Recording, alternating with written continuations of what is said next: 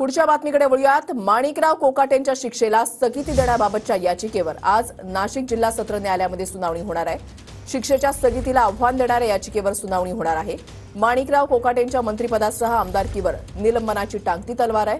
कोकाटेंच्या शिक्षेला स्थगिती मिळणार का याकडे लक्ष लागलंय। सत्र न्यायालयामध्ये कोकाटे यांनी आपल्या शिक्षेवर स्थगिती देण्याची विनंती केलेली होती। न्यायालयाने हा निर्णय राखून ठेवलेला होता।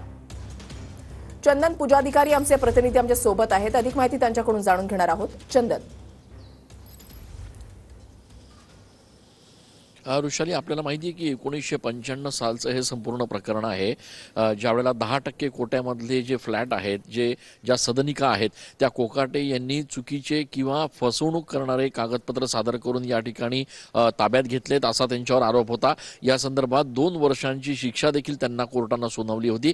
मात्र त्याला त्यांनी आव्हान दिल्यानंतर न्यायालयानं आता संपूर्ण दोन्ही बाजूचे युक्तिवाद जे आहेत ते ऐकून घेतलेले आहेत।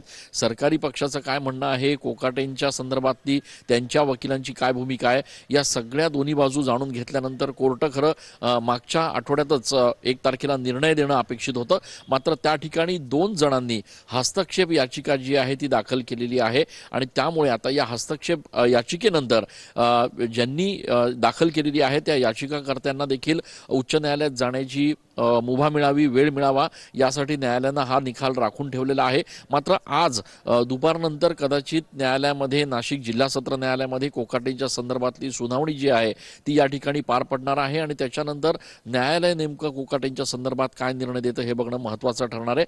या संपूर्ण प्रकरणाला न्यायालयानं जर स्थगिती दिली तर निश्चितपणे कोकाटेंना एक मोठा दिलासा या ठिकाणी मिळणार आहे। फक्त कोकाटेच नाही तर पक्ष म्हणून राष्ट्रवादी काँग्रेस पक्षाला देखील यातनं एक मोठा दिलासा मिळणार आहे, कारण धनंजय मुंडे यांचा राजीनामा काल झालेला आहे। हे संपूर्ण प्रकरण अत्यंत ताजं असतानाच आता कोकाटेंच्या संदर्भात काय निर्णय होतो हे बघणं महत्त्वाचं ठरणार आहे। नक्कीच धन्यवाद चंदन दिलेल्या सविस्तर माहितीसाठी।